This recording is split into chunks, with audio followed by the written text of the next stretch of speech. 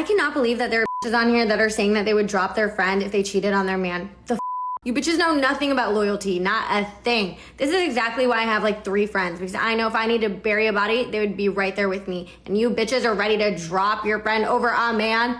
A man. And regardless of all that, cheating is not a crime. You are not a bad person if you cheated. And you're probably sitting there being like, oh, you're probably just saying this because you cheated. No, bitch, actually I got cheated on. Ha, bet you didn't see that one coming. And do you know what happened then?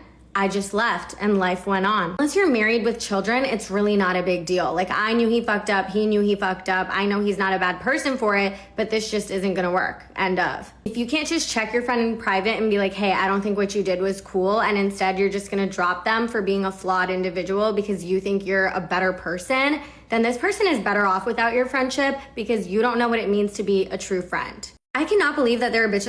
Okay, so obviously a lot of people had comments. Discourse said rage bait. She's got the TikTok sound. So I'm not sure if she's actually trying to rage bait people, but let's just talk about it anyways, because I think it's an important topic. Okay, so we do philosophy through pop culture. Philosophically speaking, cheating is one of those very interesting topics because people either believe it is abuse, which I do, and or just some things that people do. I think abuse is also something people do a lot. I think if we were honest about human beings and them being animals on the planet and flawed, we would acknowledge that we have all engaged on some spectrum in like bad behavior, i.e. bad behavior. So would I drop my friend if they cheat? Depends on the situation. Would I drop a friend if they committed domestic violence? It depends on the situation. Because what you guys are hearing, what the world is hearing is, I would drop people if they did something unethical. But what I would say is, I expect you to be unethical. It depends on the situation. I expect people to be bad because people are bad. People are not good. People are bad, but they're good because that's like they're doing their best. So I believe in values over loyalty. Now, this doesn't mean, because this is separate, you need to drop somebody to put up boundaries. So if I was in a situation where somebody, and I have had that, where inner circle committed an infidelity, okay, they were abusive, okay, cheated in an abusive manner. I did not drop that connection. I put down very strong boundaries and gave them a chance and a pathway to redemption. They have not chosen to utilize it, but they can if they would like. Okay, I would not do this for mostly anyone outside of my inner circle. But outside of my inner circle, I have had friends who previously cheated before I knew them as people. And they are remorseful and have taken accountability, and I see redemption in them, and they're good people. Because the truth is, these things are very, very nuanced. But what's very important is that you do not and should not predicate friendship on what a man does. And 2, burying a body. I am not going to bury a body for you. I will never pretend you did not cheat. I will not bury your sins for you. I will not pretend they did not happen. So I do not want friendships where I have to bury a body. I always say to my friends, do not put me in a position to visit you in prison or to face prison with you. I will visit you in prison, but do not put me in a position to go to prison with you. Okay? And so there is like this issue with a lot of things being conflated in this initial TikTok. Okay. So it's not that you just cheated. It's all the things that led up to you cheating, your denial of the cheating. Are you owning up to the cheating? Is it something we can talk about as well? Because I think, like Chat said, if someone's an unapologetic cheater, they're probably a bad friend, 100%. If you are not facing what you did is wrong, you're probably not right with God, forgive me. You're probably not right with yourself. You're probably not in your joy, right? So, I always tell my friends, if you're really going through something and you need me to play a role in your life, you better be smart with the role you pick.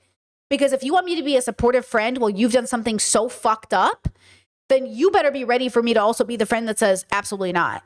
Okay? And it's really, really difficult because you're waiting for your friend to hurry up and admit they did something wrong, but your friend is still self-hating and not sure. Because guys, let's say there are 2 types of cheaters, 3 types of cheaters. A person who we see on like the Mormon Wives, really suppressed, can't, be themselves. Maybe they're bisexual, gay, whatever. And then they cheat because they don't know how to be gay in a religious world. Still unethical interesting context. A straight person who's not being discriminated against, who has all the freedom to date who they want, but they're just bored in their relationship and they want a serial cheat to get a thrill from it. And then a person who, cheats with like a married person or cheats on their spouse because they feel like they're missing something in their life and they're looking for fulfillment, but they do it in the worst way possible. These are all kinds of different variations of cheating that all deserve a different variation of interaction. Okay. And consideration. The dilemma, once again, is what role are we playing in this conversation? Are you coming to me as a therapist, a friend, a parent, older sibling, elder, auntie, uncle, teacher, mentor, enabler? Because I'm not about to enable. So again, it's not, I don't like this black and white thinking of like, oh, you're wrong for dropping a friend who cheats. You might be right to drop a friend who cheats. You might be right. In the same way, people say, oh, it's wrong to keep people in your life who have committed domestic violence. It depends on what you mean by that. It depends because, again, this whole idea that everyone wants a village, no one wants to be a villager. Do you guys think you're going to form a village without somebody throwing hands, or form a village without somebody saying a slur, or form a village with somebody who hasn't done something? Because I've never seen it happen. Most of the times, almost every time I've tried to make community with people, somebody does something. So the question is, what are we going to do when somebody in the community, maybe yourself, does something? What are you going to do? And instead of doing what this girl says to do, which is to almost like, I can't believe you're ever going to drop them. The issue is you have to face the villager and say, hey, you got to do something about this. You did a bad. So when you do this, what are you going to do? What is going to make this community better? I think the problem is we don't know which community we're talking about, nor do we know which kind of friend we're talking about. So again, we have this thing where there's all these kinds of friend bubbles that exist in our social circles, right?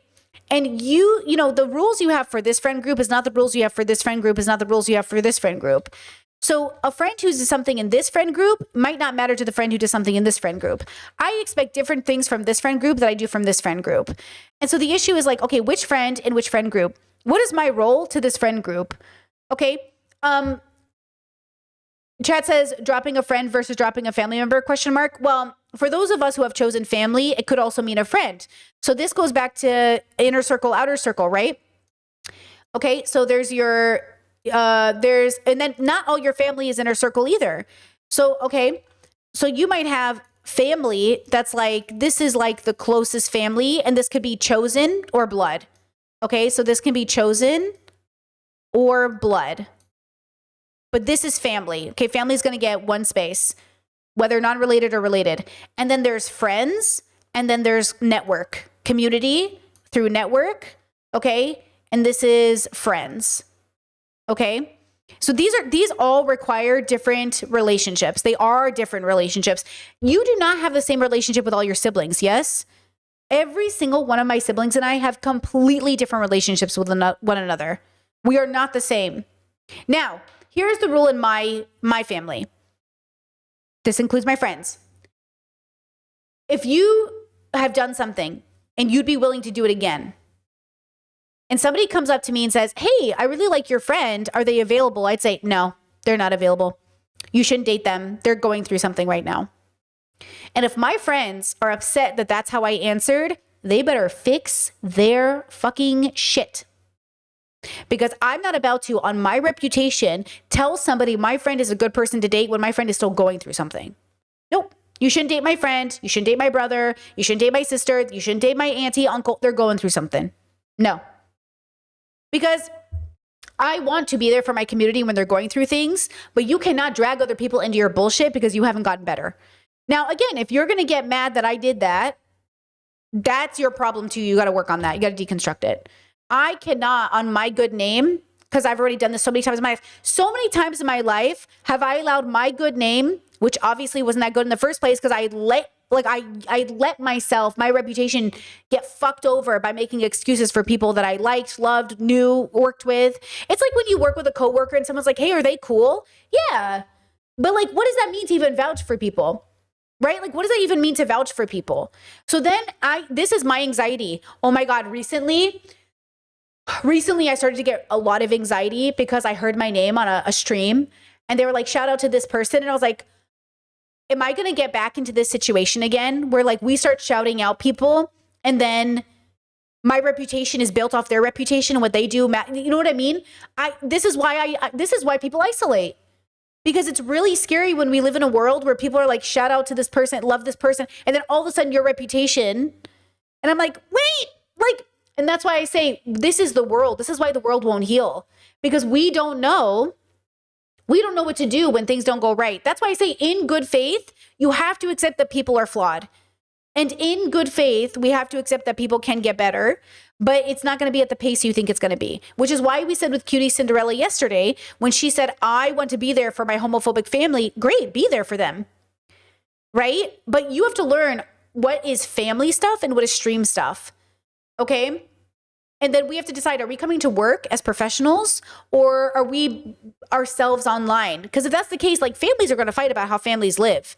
Like it is normal for other families to gossip about other families. So then you can think about it from that perspective. That all we're doing when we hate on a streamer, all you're doing when you hate on me is hating about how my family does shit. Go ahead, girl. I hate on yours too. It's okay. We're talking about you. Believe it. I'm talking about you.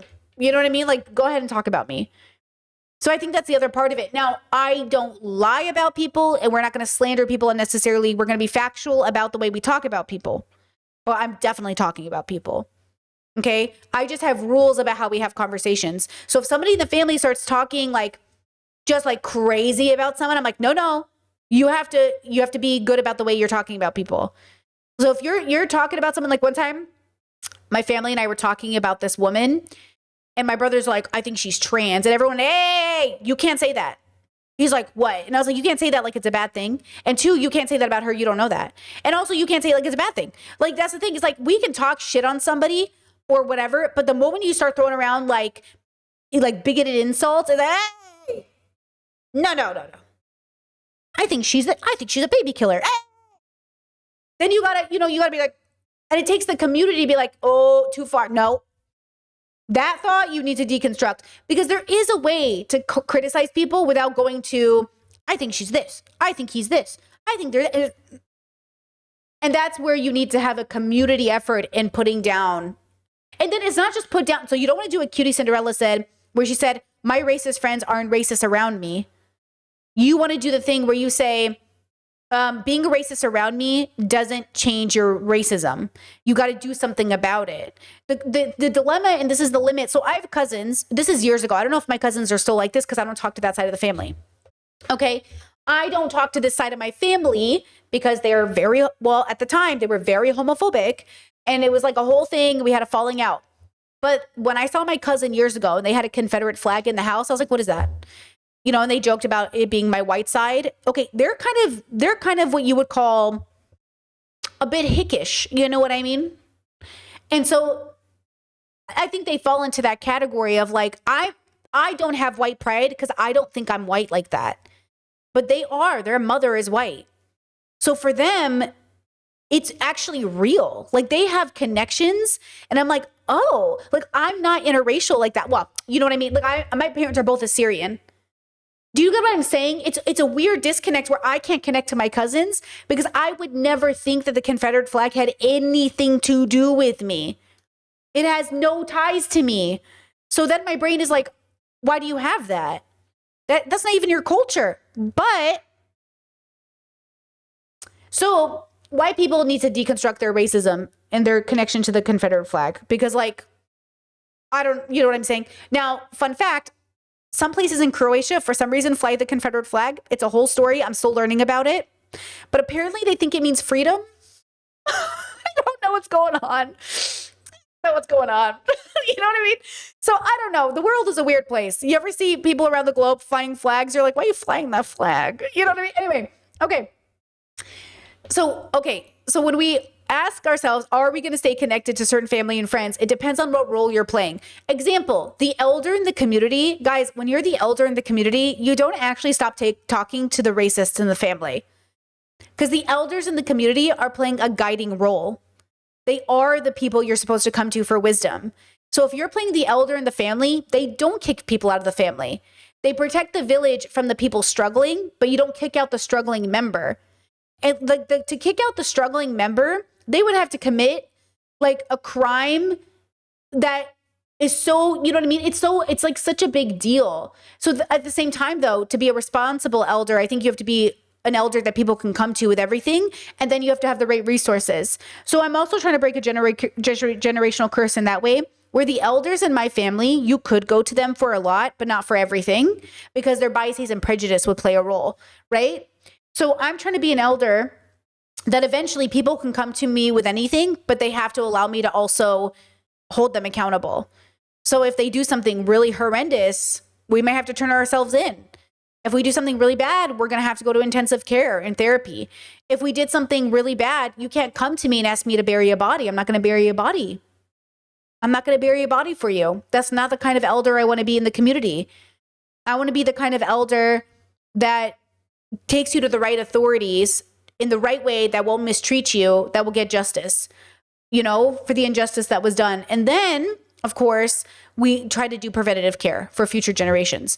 Okay, and this moves into cheating as well. Like, if my siblings, if people in my life are doing stuff, yeah, I'm not going to bury a body for you. Okay, now, next TikTok on the same topic. Here we go. It is, in fact, a hot take to say that I wouldn't stop being friends with one of my girlfriends because she cheats on her boyfriend. I just saw a girl make a video saying that, and everyone in the comments was jumping her. Everyone was like, oh, you're a weirdo.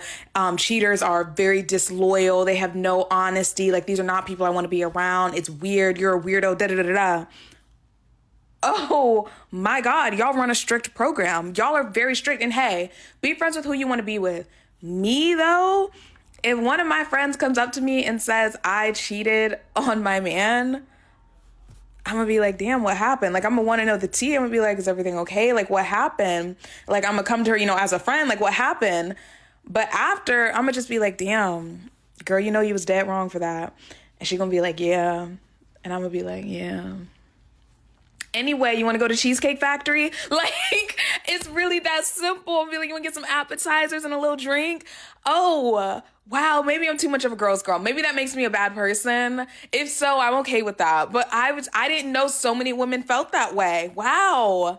Interesting. It's also interesting because I didn't see a single man in her comments saying that they would stop being friends with one of their friends because he cheats on his girlfriend. I didn't see a single man say that. So it's interesting that women are very caught up in this, but hey, do you? So apparently, so obviously I want to show you people who agreed with her, people who didn't agree with her. So this is some, well, actually we'll show you this one.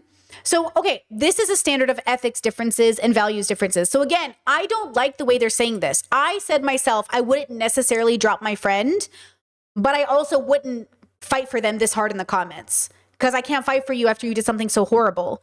No, it's not casual. No, we're not just going to go to Jamba Juice after. Like, I might not drop you, but I'm certainly not going to fight for you either. And that's the difference, is like, why are you fighting so hard for your friend that did something so gross? Okay? Now, she said something, well, actually, let's go to my favorite girl. This girl, I think, really knocked it out of the park. At least from what I saw.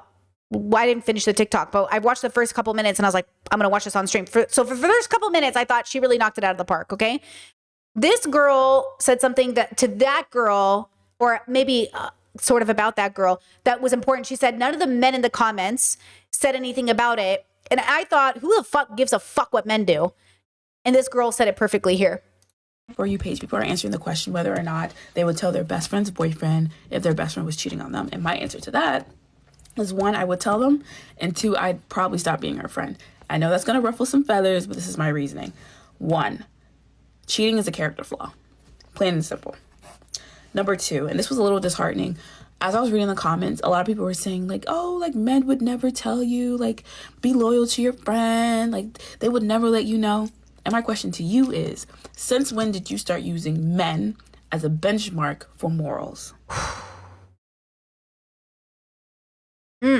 Roll it, smoke it.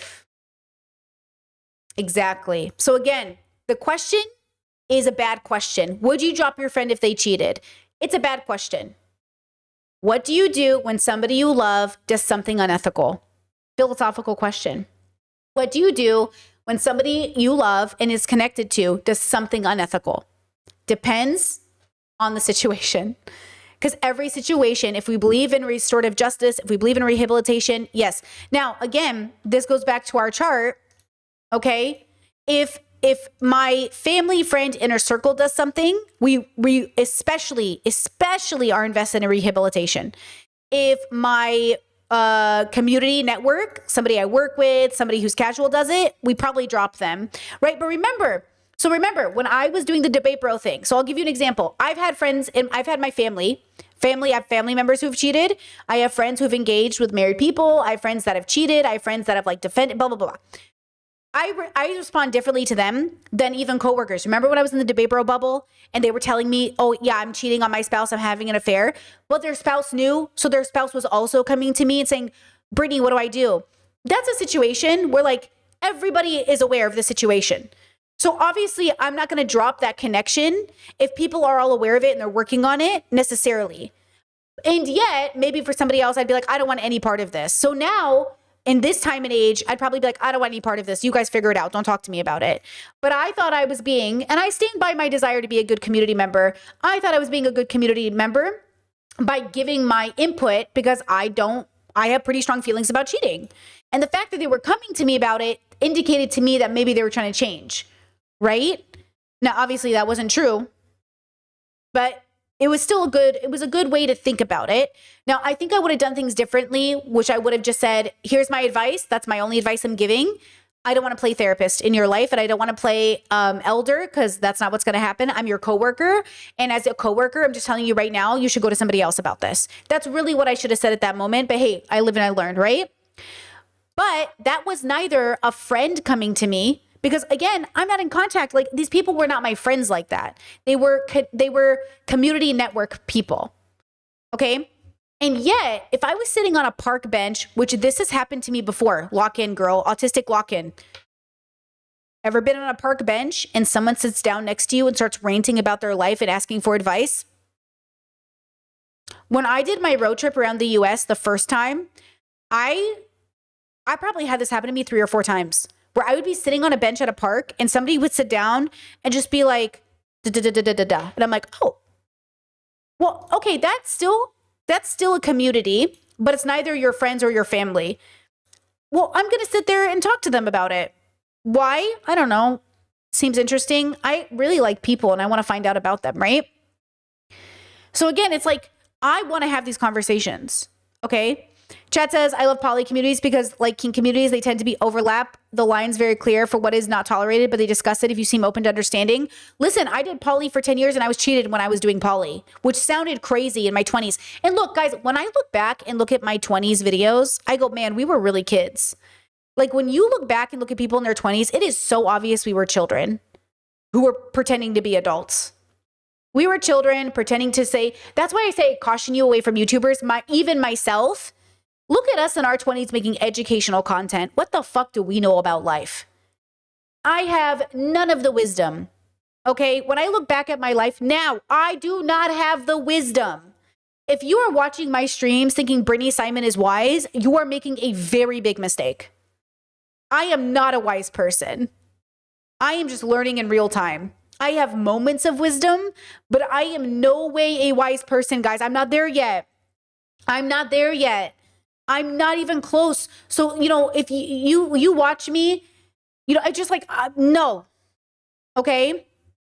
Chet says, Brittany, I think Lily Allen and Harbor had an open marriage, right? No.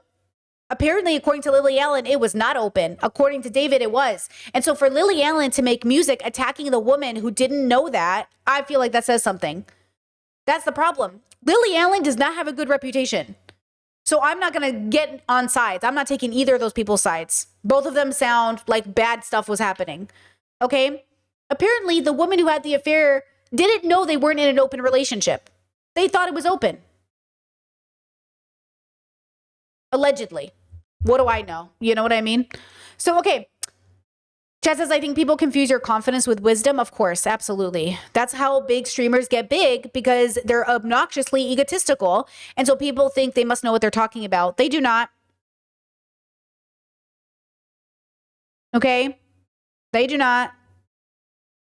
Chad said, just saw the correlation to cheating and poly relationships. For sure, for sure. And that's something else we have to think about, right? Discourse said, I think she agreed to an open marriage, but within specific boundaries when they were having when they were in different continents. Okay, well, you can still cheat in an open marriage. That's important. You can always cheat. You can cheat. Cheating is just a break. It's a violation of the contract between the people involved. Okay? So if she was or wasn't, cheating occurred.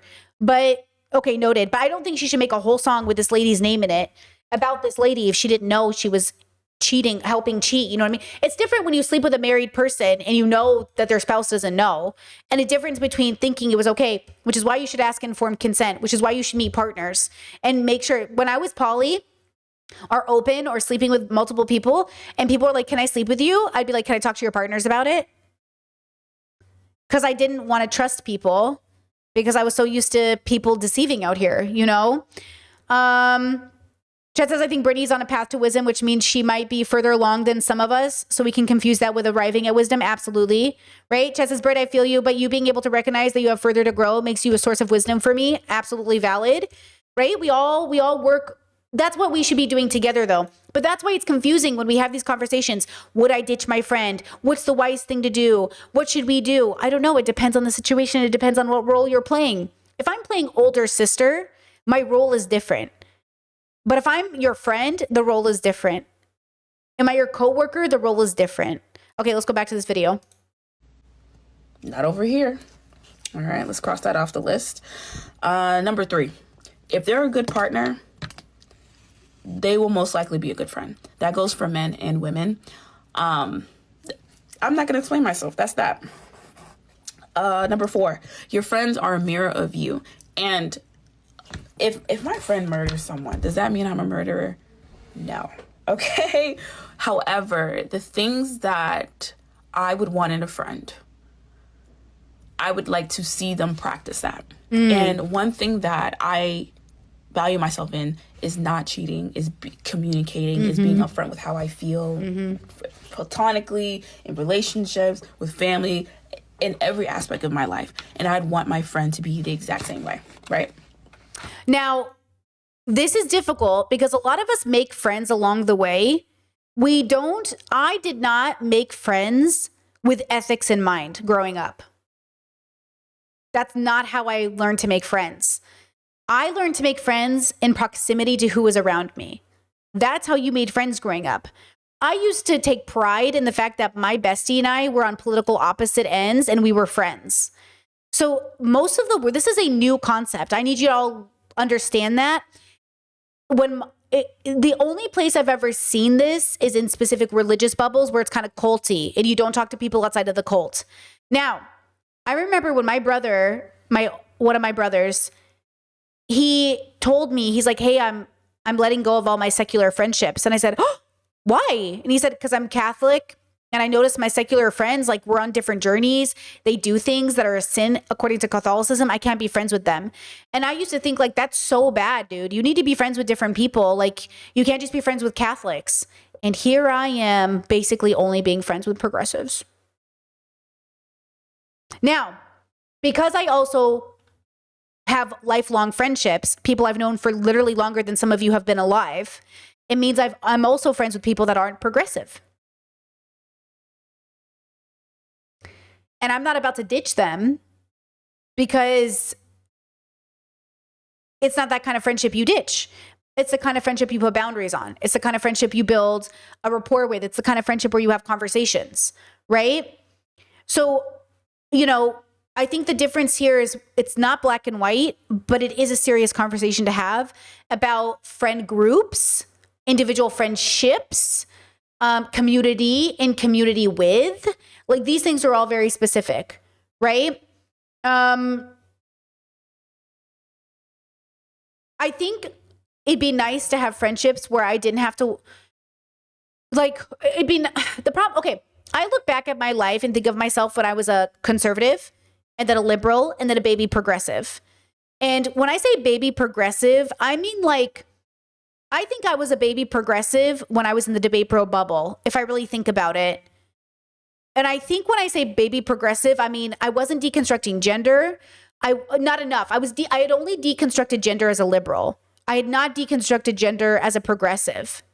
And I think that's important to recognize. So I thought of myself as a progressive, but I was philosophically on a different path, but I wasn't deconstructing it through a progressive lens. And I don't mean progressive politically. The dilemma is like, I don't mean politically progressive because I was politically progressive. I was not philosophically progressive as much as I am now. Do we know the difference? Because this is really hard to explain. I just heard the loudest noise.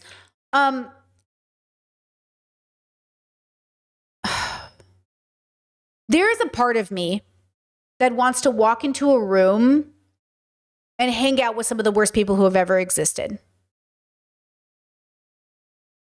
I want to be a fly on the wall. And that part of my brain I really tried to do that when I came back to the internet. And I know this is going to sound like I'm making an excuse, but I legit wanted to be an observer of people at work. And what I learned, and I think this is important, is like, we are at work. We cannot do that. Like, I don't think I have the right to come to work and just be like, oh, I'm just hopping into this bubble right now, stream. Because that bubble I'm hopping into is using their association with me to validate them. And I realize that even as a content creator, if I'm researching something, I can't just share it with the chat, because what if the chat hears it and thinks something else? I can't just have a conversation I want to have on the here, because we don't know who's listening and they might take it a certain way. So when you have to decide, when your friendships, is this friendship like public facing, as an example? Like, I was watching a streamer say this about Hassan, that maybe Hassan should be more accepting or more kind to his uncle instead of being such a fan of the Majority Report.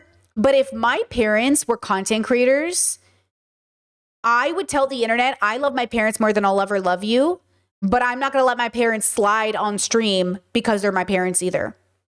So values over loyalty, but also I love my parents more than I'll ever love any of you. But also I would get on stream and be like, Mom made a crazy take today, guys. Let's deconstruct it. Yo, my dad went off the handle. Let's talk about it. Right? Like, I'm not going to let it slide. But also I need to remind the internet that I would choose them over you. But I will not pick them if they're on the wrong side of history. And these things are complicated. I would pick them over you. But if it was a civil war for real and they were on the wrong side of history, sorry, Mom and Dad, shit's about to go down. And these things are different because the contexts are totally different. They're literally different contexts. And I think people don't understand that that's exactly how this conversation needs to be seen. Who is your friend? In what context is it happening? And what role are you playing? Okay? I would never, if the moment called for it, pick evil because they're related to me. But I will not allow you to mob justice my loved ones because you think you're better, because mob justice is never ethical. Good people do not mob justice. All right. So that's that. Number 1, 2, 3, 4. Number 5. If they're willing to go behind the back of the person that they love, God forbid it be someone that they married, what makes you think they wouldn't lie to you?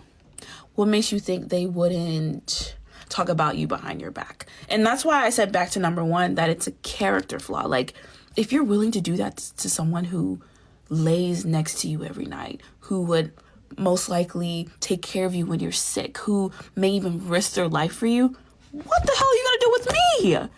I just can't. Let's cross that off the list. I just can't. To be fair, I think some people, when they're not dating the right person, they literally think of them less than their girlfriends. So they would never do that to their girlfriends what they do to a boy they're dating and don't care about. But that's it's bullshit. It's the same way men are willing to treat their women poorly, but never their boys. It's bad either way. Like, treating people because they're less than, bad. That's why you have to treat people good even if you don't like them. Do you know what I'm saying? So it is a character flaw, no matter who's doing it. It's a character flaw that we treat People badly. Period. Okay. 1, 2, 3, 4, 5. I did number this. Number 6. Personally, I would want to know. So let's say my boyfriend or husband was cheating on me. I would want his friends to tell me. And yes, I know, like, it's up to them. I have no control over that. But I'm going to do someone a favor that I would also want if I was in that situation. So it hurts me. It hurts me to be on the side of I know something that you don't and I can't tell you. Oh, no. I always have a rule with my friends. If you put me in front of that person, I'm going to tell them. Now, I won't go looking for it. So I knew somebody who slept with a married person that I didn't know. I didn't know this person. I never met this person, but I knew I knew their name. I kind of knew who they were in a sense, but I never met them. And I said, does their spouse know? And this person's like, no, they don't know. And I said, why did you do it? And it was an identity thing. They were feeling lonely. They felt like this person really understood them. The whole, the normal spiel pathetic people go through when they think they're being picked by a married person. Anyways, mental health, go to therapy. Okay, fine. And I said, as your friend, I will hear you out, but this is deeply unethical. You got to do something about this now. It's very bad, right? Like we crossed a boundary. Just everything is bad. Not a girl's girl. You're not acting right. This isn't ethical, all that stuff. Okay. But I also said, if I am put in a position to face these people, I'm going to tell that person. I'm going to tell their spouse. I'm not going to go look for it. I'm not going to go on Facebook and be a stalker. I don't know these people. These people don't exist to me. I don't even know what she looks like. This wife who doesn't know. I don't even know what she looks like. So I'm not going to be fucking crazy behind my friend's back. Like I'm not that person. But if you invite me to an event and they are there, I'm going to pull this woman to the side and I'm going to tell her. So don't ever put me in this position. And I do think there's a line. I do think it's kind of crazy to be like, you know what I'm saying? But if you see it and you have access and it's available, that's different. Okay. If I was in a position where I knew this person, I had access to them, we were mutuals, I'd be like, hey, heads up. But I don't know them like that. So there's also a fine line between being crazy and stalking people in order to tell them. That's kind of crazy. Okay. So I do think there's like a line somewhere here that is very gray that we need to talk about. When you're given the chance to do the right thing, do you? And then what does that chance look like, right? I think that's the question that's hard for people to answer. When do I say something to the victim? I can't. And just to add on, okay, let me just write this. 7, 8, 9. Okay, 7. Obviously, if we're best friends, that means I'm going to be around him a lot. It would just be weird to be in his presence and not let him know. Like, I'm not a fake person. I can't do that. I think a lot of you who are saying, oh, my loyalty lies to her. Like, I could have a poker face. No, so, okay, when I was dating my partner and we were engaged, when we were engaged, they were living with me in Arizona and my gay brother was there. And we asked my gay brother, if you found out I was cheating on him, would you tell him? And he's like, well, I don't really know him like that. So probably not, but I would tell you were stupid. And I was like, and then I was like, oh, and then my fiance was like, wow. So you're not even going to tell me, bro? You're not even going to tell me? He's like, I don't really know you like that. And I do think there's something funny about that idea of like, I don't even know you. You're not my sister. So I get that. I do get that. But now that like you're in the family, now that like we've had time together, I think it would be different. I got to ask my brother if it would be different now, but probably, right? Like we have an establishment, there's a relationship, there's all this stuff. But yeah, like we have these conversations as a family so we can be like, hey, are you going to tell? I'm like, oh, I'm going to tell, bro. You better not fucking tell me shit. I'm going to tell. Like we have these conversations. Don't tell me. So if you come to me, you know what I mean? We got to have these conversations. And these people are young, right? This is like a person who's 24 being like, I don't know you like that versus, now all these years later, if it would be different. So, that's the question is like, what's the context? How old is everybody? How responsible is everybody? What does it look like? You know what I mean? Like what's even on the table? That's why these conversations are important. See how this girl is saying, I think it's unethical. I think it's a character flaw. I don't want to lie around you. I'm not going to be this friend. The audacity of the original girl, this girl saying, you don't know what loyalty is. What are you in the mafia? What are you, Michael? What are you in the mafia? What, Sonny's gonna bury a body and rape a girl and you're just gonna like cover it up for him? What are you talking about?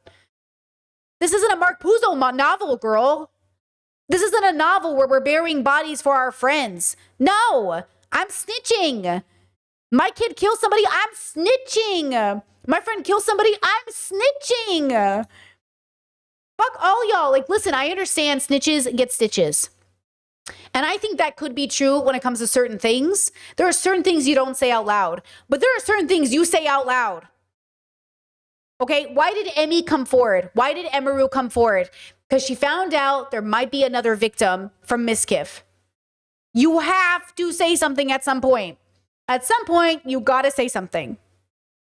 So yeah, being a girl's girl, okay, so ironic. This girl said being a girl's girl was not telling on your friend. Being a girl's girl is holding your friends accountable to be better than the unethicals. Certainly, I don't want to say the boys, that's so binary gendered. Okay? But like, being a girl's girl is getting your friends to be better people. Being a girl's girl is not like diminishing your friend's relationship with self, right?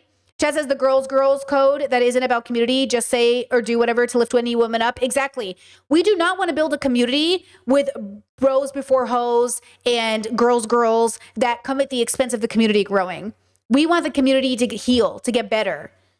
So I am a girl's girl. I'm a progressive, feministic girl's girl, which means we're going to hold ourselves to a deconstructed, elevated, quote, enlightened standard. And we're going to learn the rough way of how to do it well, because God knows I've not always done it well. God knows I'm so good at making excuses for people's bad behavior. I get it. I'm not even mad at these girls.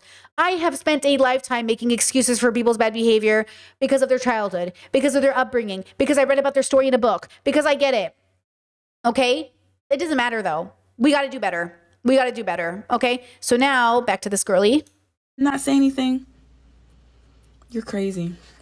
That lets me know that you... Yes, chat, we are trained to do it, and we are trained to do it. So we have to deconstruct our training. We have to, what's this called? Deprogram our training. can be fake. That's crazy. That's crazy. Number 8, I know there's a lot of nuances, right? So I'm going to set the scene for you. I should have done this in the beginning, but imagine your best friend is cheating on a partner and they are cheating on them multiple times. They are trying to hide it. They're trying to figure out the scheme so they can be with the other person. Absolutely, I'm not her friend anymore. Absolutely. Let's say my best friend has a slip up, right? It depends on what she was doing, what the context of the situation was. Was she going to go cheat, decide to change her mind, and then slipped up? Did she go in it and they were arguing? There's a lot of nuance, and I feel like a lot of people want to read into that. It really depends, but would I have a one-on-one conversation with her about the first slip up? Yes. Would I urge her to tell him? Yes. If she does it again, will I continue being friends with her? No, because I believe it's a character flaw, and if you're willing to lie and cheat to your partner, someone that we could argue is probably one of the most important people in your life, or will be, what are you going to do with me? Who am I to you? And number 9, I just want to make this clear, and I probably should have said this in the beginning. I'm also making the assumption that he's a good person, and that and let's say he was an awful Ooh, that's a good point. person, and she cheats. Obviously, I would say I don't want you to cheat. I'd rather you leave him, and you should tell him, but I'm not going to tell him. This is all. If he's again, the problem is 2 wrongs don't make a right. So even if you're in a toxic, abusive relationship, how do you even have time to cheat out here? So, because sometimes I hear that from people oh, I was being abused.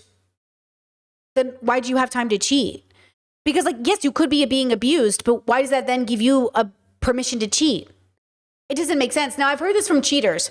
Cheaters have said to me, well, what if you're in an abusive marriage? And I said, okay. And they said, and you're being abused and you can't get out, but you still deserve to find love. I feel like our priorities are fucked. You know what I'm saying? Am I confused? If you're being abused, why are you even thinking about dating? You know what I mean? Why are you even thinking about finding love? Isn't that more dangerous to you? Aren't you thinking about getting out? But then I'm not trying to judge victims of abuse.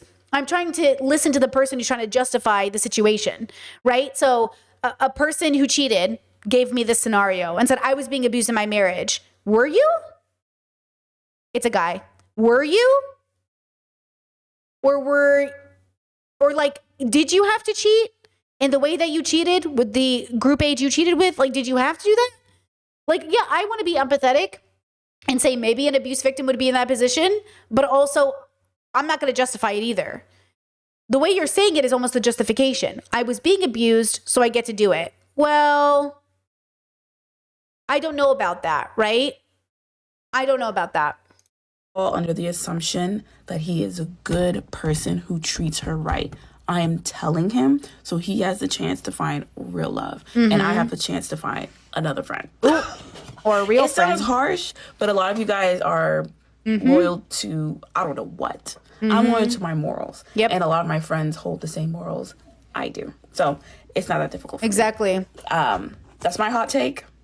Okay, so this is Kajo. Is it Kajo? Kajo. Evison. I will post this video because I really liked her take. I will post this in the chat. You guys can check that out. Discourse said, holding your friend accountable, quote, I won't punish you. It's going to be worse than that. You will have to change. Amen, girl. Exactly. Exactly. That's beautiful. Saying like, I'm not going to punish you.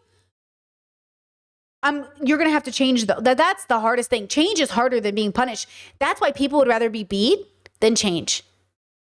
When my dad would hit us as kids, it got to the point where it would become a competition on who could handle the pain more. Instead of actually understanding the lesson that was being taught to us, we just thought who could handle the punishment more. We weren't learning the lesson. What was the lesson to be learned? You know what I mean? All we were learning is that we're going to get hit. So what was the point of that? You know what I mean? Okay. This TikToker has an opinion. Let's listen to this. You know what? I was not going to weigh in on any of this, but I left a comment on someone's post, so it's only fair that I speak, Valentina. All of the conversation. Okay, this is Kay, Lady Miss K, and I think she's like pretty popular actually, because now that I look at it, oh yeah, almost 1 million followers. Okay, so she's like popular. Okay. Stations about, oh, if my friend cheated and, oh, you're a terrible person, I drop you right away. It seems like most of you are doing thought experiments about serious friendships you don't have.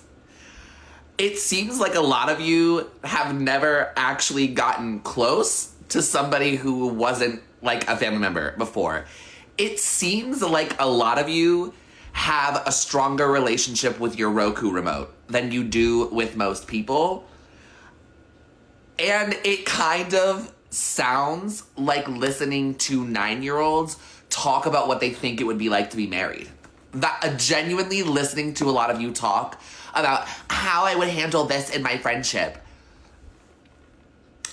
I don't know. It sounds like you've never done a friendship before. What do you guys think about that? I mean, from some perspective, I could see it in the sense that I wouldn't automatically drop my friend if they cheated. But from another perspective, I have found that friends who cheat, who do not hold themselves accountable, are bad friends. I mean, I'm not even exaggerating that I have had friends that I have like gone over and beyond defending, have put my reputation on that they've changed and they're not those people anymore. And I have been made a fool.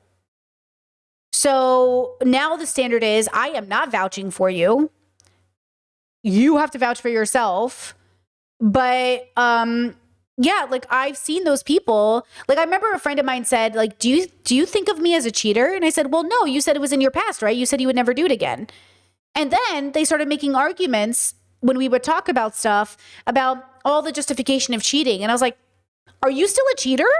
And they were like, well, I just don't think cheating is as morally bad as you think it is. And I was like, so you are a cheater? And they're like, well, I'm not saying I am a cheater. And I was like, but you're making arguments that are pro cheating. So you are a cheater. And they're like, well, and I was like, which is it? Do you want me to think you're a cheater or do you not want to be a cheater? Because if you want me to look at you as somebody who's reformed, you have to stop making arguments for why cheating makes sense. And that's what people are missing is like, you can't just make excuses for cheating. You know, you can explain why you did it. You can say it was a bad thing. I'm never doing it again. But you then can't justify. So then when I say like, you know, cheating is bad, it's abusive, I need you to understand that like you don't get to say to me, well, in some circumstances, abuse makes sense. No, in some circumstances, abuse is explained as a reality, but it's not that it's right. It's never going to be right to cheat. It's never going to be right to do abuse. It's never going to be right. It's just going to be maybe what you do in the situation or what happened or what is a reality. But the justification is not ever going to be correct. You know what I mean? So it's just that kind of stuff. You know, I don't know, right? Yeah, two wrongs don't make a right. Now, I understand I put myself in two categories of ethics: survival ethics and living ethics, right? So like example, if you're in survival mode, I'm not going to care if you steal food. But if you're in living mode, why are we stealing food? Right? Why would like when a millionaire steals food because they get a thrill off of it, I'm not amused. I'm not amused. That's not amusing to me. When a person who has $2 in their bank account is hungry, you know what I'm saying? But that's the thing. Are you in living mode or are you in survival mode? Now, when in survival mode is cheating appropriate? Make it make sense. You know what I mean? Maybe never appropriate, but explainable because of trauma, right? Chet said, Britt, as a Muslim Arab, I'm so grateful to have found your content on my journey to progression that started years ago, but I've definitely seen a boost in progress since I found you. Thank you. Thank you. Appreciate you. Appreciate you being here. Chad said, cheating should be considered a hate crime because how can you lie and betray someone you love as a friend? How can I believe you won't betray me? I think you're being facetious, correct? I don't think cheating should be an issue of legality. Okay, but I think it can and should be used when making cases about divorce, custody of children, and other things. So I think it can be a legal issue in regards to custody of children, right? But I don't think it should be a legal issue, meaning because there are countries that physically beat and imprison people for cheating. Guys, I'm not about it. Prison systems. Fuck prison systems. Which is why I was annoyed. Did you see that video? I brought it up yesterday. This video, Chelsea did this great interview with this lady. Hold on, pause.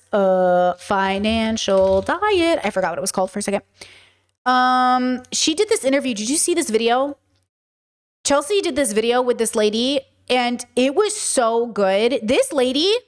This woman meditates. She talked about Buddhism and meditation and letting go of attachment. This woman meditates, okay?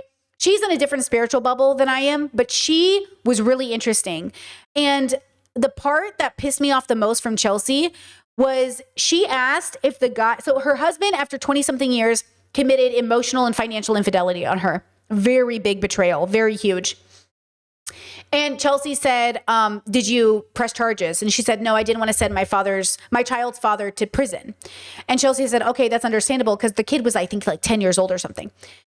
And then later in the thing, Chelsea said, man, I'm really upset you didn't, like that kind of, I understand why, but I'm almost upset you didn't press charges. Something like that. Why are you guys always so eager to throw people in prison? Yes, there should be a place for people who commit intense fraud to go, but this man should be in a rehabilitation center. He needs to get it checked out why he decided to commit infidelity. From my understanding of the way they talked about it, it sounded like he was giving his money to women, right? Why did he give $100,000 plus to women who weren't his wife?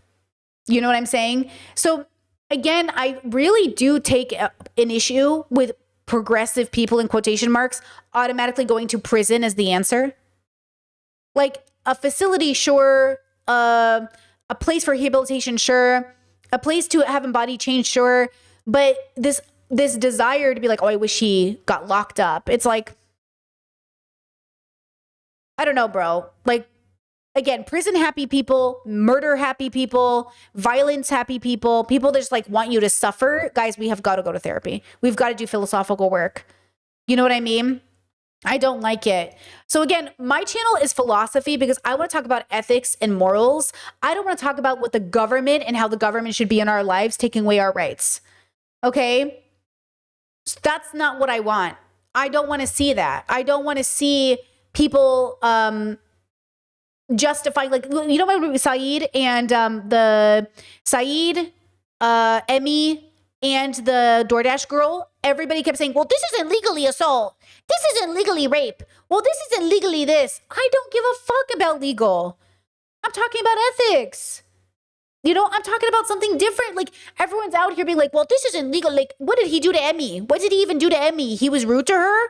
What did they even do to Saeed? They twerked on him? Who cares? And I'm like, do you see? Do you know what I'm saying? This isn't even illegal. So when people in these videos go like, this isn't even a crime. Cheating isn't even a crime. I don't give a fuck if it's a crime. We're talking about ethics. We're talking about how to make safe places for our community. We're not talking about, you know what I mean? We're not talking about that. Right? Okay. Here, a new perspective, a man's perspective. Whether or not they'd stay friends with someone if they were cheating on their partner. And I have very unfortunate news for everybody who's like very fixed in either position, right? One, people deserve community even when they do bad things. You cannot just dispose of people when they fuck up. It's not beholden to community. Like, you're gonna have friends who do things that are questionable, and you can either like help them write it out. It depends on where you at. But if you discard and dispose of everyone who does things that are harmful, you're not gonna have many people in your life, because everybody fucks up from time to time. That's one. But two, if you are the type of person who does not care that their friends do morally reprehensible things, you are a bad friend. Like, I've had friends come to me and talk about you. One, I'm not going to help you lie, period. Don't come to me. I'm not your accomplice. I keep my mouth shut because I'm not about to insert myself in people's business. But if you allow your friends to do bad things and you say you don't care, if you're an accomplice, you're a horrible friend. You're going to stunt your friend's growth, and I'm sure they stunt yours in return if they're doing that clown shit to begin with, okay? We have a tendency to flatten these conversations to black and white, and they just aren't. They aren't black and white. I think if we actually take a step back with a lot of the conversations we have and recognize that they're not as black and white as this, it's just not. You got to think big, y'all. Yeah. I liked what he said in the beginning. Position, right? Here. One, people deserve community even when they do bad things. I do believe that. So starting from that premise, I do believe people deserve community even when they do bad things. Like, people deserve health care and housing and education, even if they're bad people. So I do believe that. Okay, now, what is your role and what is the community's role in relation to these people? That is where it gets a little complicated. So as an example, this is a small example, but like the way my siblings and I talk about my parents being old is we will have conversations like, who's taking care of mom and dad? And I say, I'm not taking care of mom and dad. They're too homophobic and racist or transphobic or whatever I'll say. You know, I'll throw out all the bigot words because they're MAGA people. So they're all the things. And I'll say, fuck them. I'm not doing that. I love them, but I'm not doing it. Somebody else do it. Who wants to do it? And then my brother will be like, I'll do it. Like, at least we're both Catholic. It'll be easier. I'm like, deal. Even though it will be a strain on his family too. It will be. If you're MAGA and your kids aren't like full MAGA, it's just going to cause a strain, period. So, okay. He's like, I'll do it. I was like, perfect. I'm not going to do it. Okay? It's not saying they don't deserve community. It's to say people in the community deserve a community, but we still have to appropriately assign responsibility to different community members. And that's what people are missing, because some people are way too happy to see people homeless or unhoused. I don't want to see any bad people unhoused. But that is the consequence of kicking people out of communities. Why do you think so many men are unhoused? Because they were raised under patriarchy. They're pieces of shit. Nobody helped them rehabilitate. Also, they're homeless because of mental health issues, but minus those issues. Why are so many shitty uncles on the streets? Who's going to house the shitty uncle? Okay? Like, there's a lot of really, and I say this because I have a family member that is a predator and nobody wanted to house them. Who's housing our predator uncles? Not me. So if I'm not going to house them, who's going to house them? Which is why I think the government should house them in their own little apartments. Leave me alone. Because I don't want to do it. But if we don't, then he's unhoused. So then what do we do? That's why keeping community is difficult. So this whole Chelsea Fagan being like, everybody wants a village and nobody wants to be a villager. Girl, the village is complicated. Ma'am, the village is difficult. Okay? Like the village is struggling. It's a struggle. So that's why I don't like the idea that people aren't understanding. This is incredibly hard. And then what's the worst is like it falls on us. It falls on the people who aren't doing XYZ to then carry the burden of the people that are. And it's like, and then when we do anything, where's our community? It's all very confusing. It's all very confusing. Okay, next TikTok. Conversation around cheating on this app is actually getting really weird because you guys are getting on here and trying to insinuate that the reason that people are dropping their friends that cheat on their significant other is like, oh, like you would drop your friend for a man, when that's literally not what anyone is saying. Or at least I haven't seen that that is what people are saying. What people are saying is that you did a bad thing and they don't trust you anymore. That's what people are saying. That has little to do with the significant other, or specifically the man that they cheated on, and everything to do with them as a person, and the fact that instead of breaking up with someone, they decided to stay in a situation that objectively made them unhappy and that they did not want to be in, and instead they made it worse. Like, objectively, you made it worse because you could have just left the situation. Obviously, I am not talking about situations that are abusive or where, like, you try to break up with the person and then they're just like, no, I don't want to break up. I'm not talking about that because those are situations that are not in your control, obviously. So don't get in my comments acting crazy. Thank you, because I know that you bitches like to tussle. You could have left the situation, but instead you decided to stay, again, in a situation that you know you are not happy in. You stayed in that situation and you made it worse.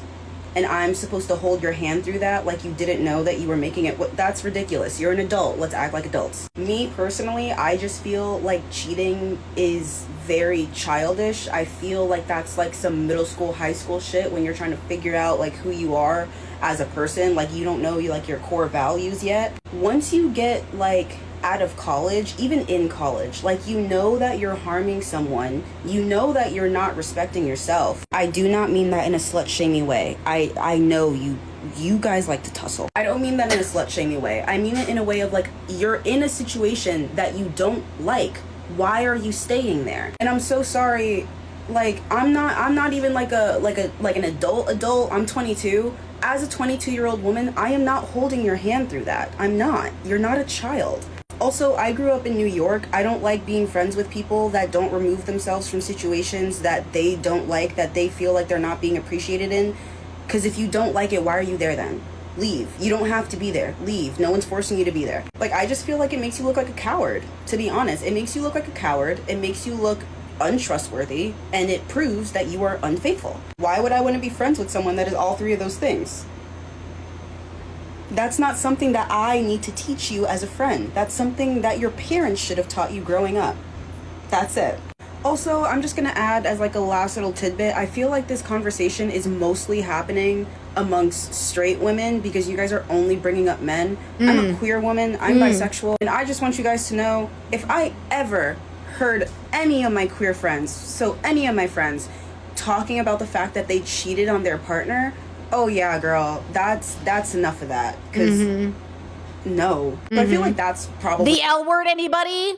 The L word, anybody? Wait, you guys are getting condescending? I don't know. I'm vibing with everything she's saying right now. Wait, am I missing something? I feel like she's saying it perfectly. I'm loving this vibe. Are we not liking this vibe? You guys said she sounds condescending. Does she? I don't know, girls. I'm vibing. probably why I'm able to like look at the situation and be like, no, like you cheated. It doesn't have anything to do with a man. It has to do with the fact that you cheated, and that's a really shitty thing to do. And you shouldn't sit here and expect for your friends to be absolutely happy with you and fucking stand by your side and be like, oh my god, no, it's okay, I understand. Chet said it's like the I'm not holding your hands part. I mean, but it's not condescending. It's like, fuck, I'm not holding your hand.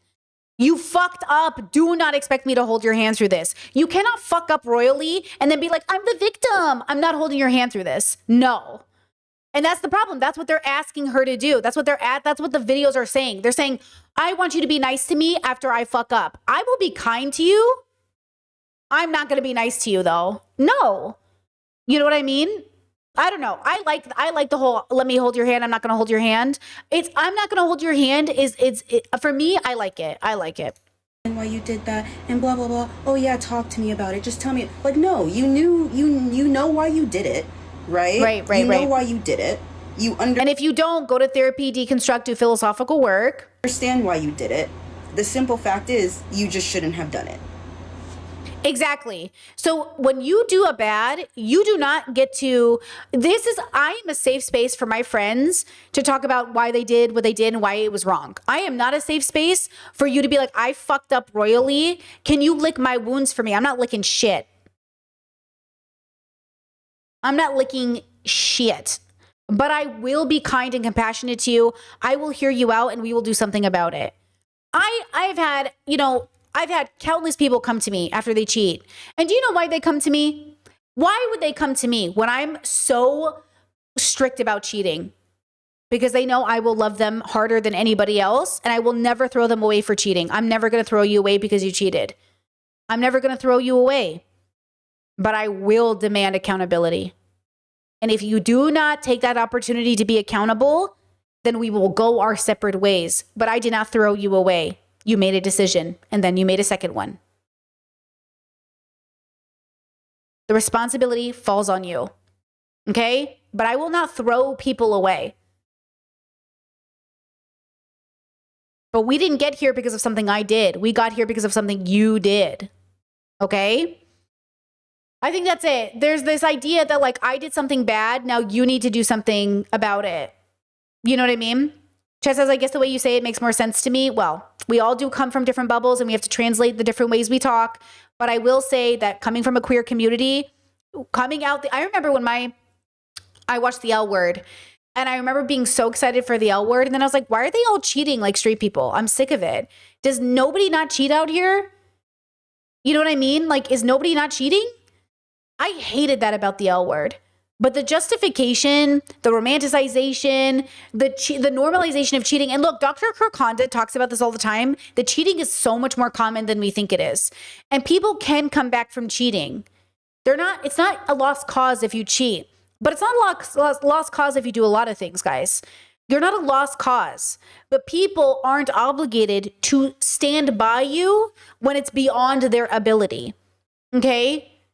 So you have to understand the reason it's difficult to talk about or to, we're going to talk about this in today's podcast. I'm going to edit it after stream today about men who make jokes about their cheating or men who make whole specials about how, they got me, I've been caught, it's not funny. I'm not laughing. And I think we've laughed for so long about really shitty shit that we just think like the humor makes it better. Guys, if you're making jokes to get through trauma, that's different than making jokes to justify. And there's a lot of justification out here, And I'm just kind of tired of it, honestly. Okay, one last TikTok. It is, in fact, a hot take to say that I wouldn't This is Stitch by a man, so we have a man opinion coming in. Friends with one of my girlfriends because she cheats on her boyfriend. To get people to love other people is to love them. Fighting hate with hate will never get anything anywhere. If I were to say to someone who's homophobic, go fuck yourself, you homophobic prick, yes, I told them what they deserve. However, they aren't ever going to feel accepting. They're never going to learn how to be accepting.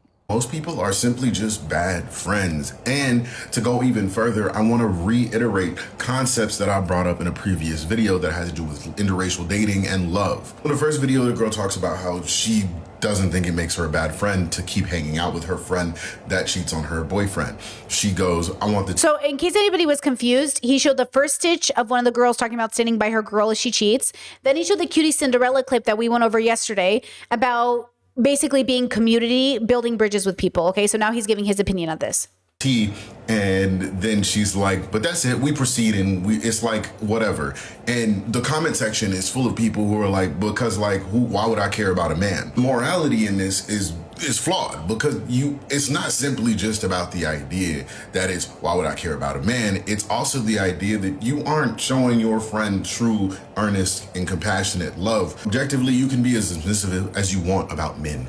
I don't give a damn about that part. The element I care about is that you are not radically challenging your friend with earnest and honest love. You are not presenting to your friend this as a moment of growth. Then we can talk about the streamers. The girl reiterates that she believes that it is better to fight hate with love rather than fight hate with hate.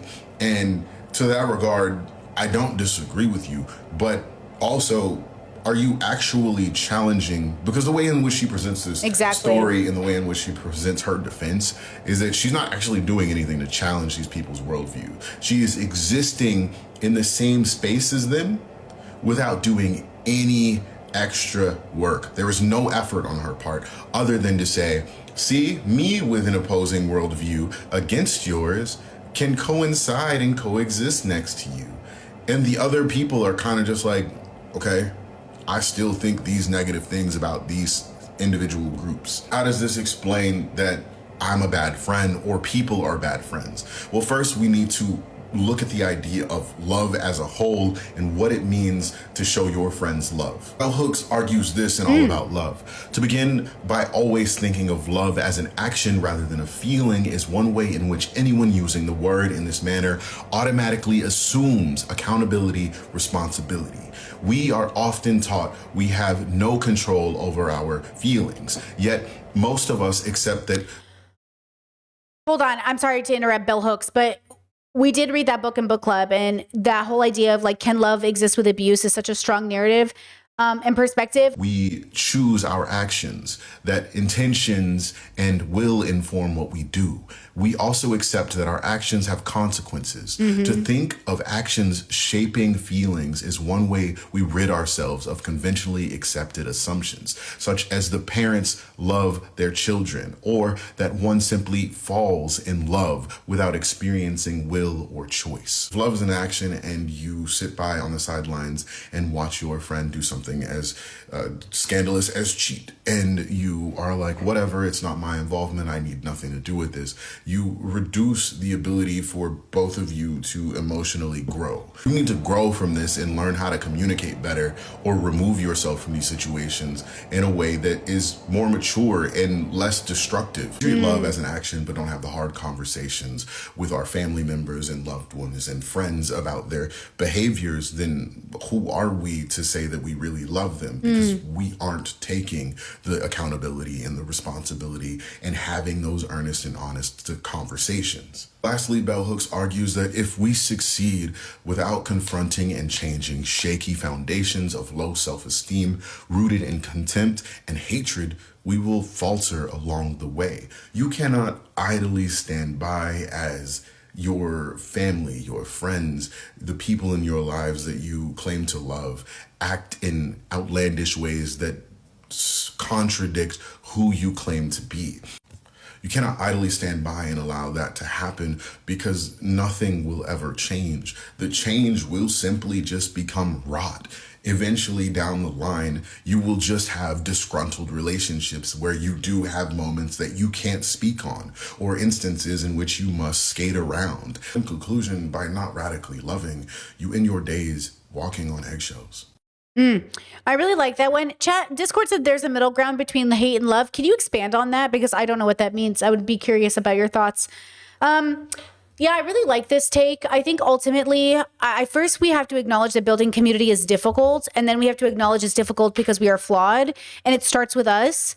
Like, I haven't always been the greatest community member, but also I don't think I'll ever be a perfect community member because I'm not a perfect person. And so I really struggle with this idea of like wanting a perfect community. I also looked for it my whole life. Like, I fantasized so deeply as a child, a perfect community, like a guild, a pirate group, Rocket Power, a Powerpuff Girl. Like, Hey Arnold, like I fantasized about this perfect group of friends that always perfectly get along and have perfect adventures and everything is good. And even when it's hard, they do it together and everything is beautiful. And then I grew up. And time again, I realized like this thing doesn't exist. It's not real. It's not a real thing. And I've experimented. So the last big experiment I did went terribly, like every other experiment I'd done before. And like the scientist I am, I have stopped attempting to do it. And I think when I stopped attempting to have a perfect place where people could be people, I ended up building a better third space because of it. So if you guys were around for it, my last attempt at building a completely authentic community was my Discord a few years back. And if you were there, you would know how fucked that was. That was a fucked space. It was a fucked thing. And no regrets, but oh my God, the regrets. You know what I'm saying, girl? Like, I had a dream. This was my last time I had a dream of building a completely authentic space for people. It created one of the most toxic environments I've ever seen in my life out of a group of alleged progressives / liberals. Because it wasn't like there were like a lot of conservatives there or something. It was a lot of queer, gay, trans, liberal, whatever. It was so fucked. It was just bad. And, you know, Chat said it was like cocaine for me. It was bad, you know? And when I look back on it, and some of the greatest friendships and relationships and good things came out of that space, don't get me wrong. Like some of the most beautiful friendships formed out of that space. And not just between me, like other people found friends in that space, but it was the last attempt I will ever make at trying to create an authentic space for people, you know? Angelito, thank you so much for the super chats. As a friend nearly cheated recently, but was able to avoid it after we talked. My love for her was reaffirmed by her sticking to her morals. Very proud of your friend. Shout out to your friend. Chat says it was the lack of boundaries, ? It was the lack of boundaries. It was the lack of rules. I wanted to make a space. My dream was to make a space where people could authentically share their ugliness and their truth and the beauty of their experience, and have philosophical discussion about it. But it just ended up becoming a trauma dumping space. It just ended up becoming a bully space. It just ended up becoming a space where people felt way too fucking confident to say too many fucking slurs and too many fucking bigoted things and too many, because the truth is our authentic brains are incredibly bigoted. You know, yes, and it was a bunch of neurodivergent folks in a wide open digital field. It was basically, chances it was basically Burning Man. It was incredibly neurodivergent, incredibly like, you know, and I think that's what I realized is like human brains, they're really bad. And so unfiltered, it's not a safe space. An unfiltered brain is not safe. We have this idea that it's actually safe and it's not. It's not safe. And that's the thing that's interesting. Yeah, I just learned so much about everything. But you don't understand how life-changing of an experience it was. I learned so much. So a big part of me in my 20s really romanticized going out there and doing crazy shit with crazy people to learn about myself. And that's what I did throughout my whole life. Like I have all of these stories because I lived this life, but because I lived this life, I also did things I wish I never did. I also had bad things happen to me I wish I never happened. I also said things I wish I never said. I also treated people in ways I wish I never treated them. And this is always the difficult part about learning yourself. If you stay sheltered in your house every day so you never hurt anybody, you don't live your life. But if you go out to live your life, you will hurt people. And so every baby you bring into the universe, every baby you bring into consciousness is a baby that will hurt somebody. It's a baby that will hurt somebody. And that's the question. Are you willing to recognize that every single person has hurt somebody? So again, on this channel, we never want people to feel bad for trying to be good people. Okay, the way I criticized Cutie Cinderella yesterday was not in an attempt to say she's not worth anything. It's an attempt to say, I see where you are in the journey. Good luck. Okay? Good luck. but I don't have to be there. She's not in my community. So that's the other thing too, girls, talking about community today. Cutie Cinderella is not in our community. We don't know her. We don't have overlapping audiences for the most part. We're not friends. I've never talked to her. I don't have to do any of that emotional labor for her. And so like, that's the other thing too, is like, we don't have to do that. You know what I mean? So again, you know, and this is again, this dream I had was a test to my own radical acceptance of humanity. So I think that's the part of it, is like, I have to always, every day, radically accept that humans are not as great as we think they are. But on occasion, you really make an amazing connection with one or two people that is life-changing and worth it. And it's hard to regret things you've done when you've made those connections, when you've built those things. And at the same time, if I could have built those friendships without those things, I would have preferred it. And then I guess it begs the question in terms of relating it to art. Would I rather have lived without those friendships and without that art if I never could have done those things? Maybe. I would almost say definitely. If I could go back in time, I mean, I guess I wouldn't exist now, right? I guess I wouldn't exist now. Could I go back and not have those things happen and still exist? I don't think so. Yeah. Chad says it was really fun and genuine, but not as deconstructed and progressive and woke as we are now, for sure. Yeah. And for people who were there, I mean, everyone's going to have their own experience of what it was like. But some people are still there from the old days. And I think those people mostly grew. I think some people got, some people left. Some people were never supposed to be there. Some people also use that space for their own, I think, malicious intent. That became true. I mean, there were literally people there from some people's audiences gathering intel. So like, we knew not everybody who was there was good faith, but for the people who were there in good faith, I think it was a life-changing experience. And I think a lot of it was painful. And that's what community is to me. Community is a painful experience that, if you're lucky, goes somewhat well at the end of it. And that makes it a good experience. But I think there is a painful part of it, I think there is. Yeah.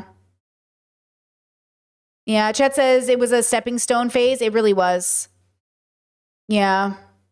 Chet says that I'm grateful for it all said and done, but I'm also grateful for my worst choices because of the learning and growth and orientation it afforded.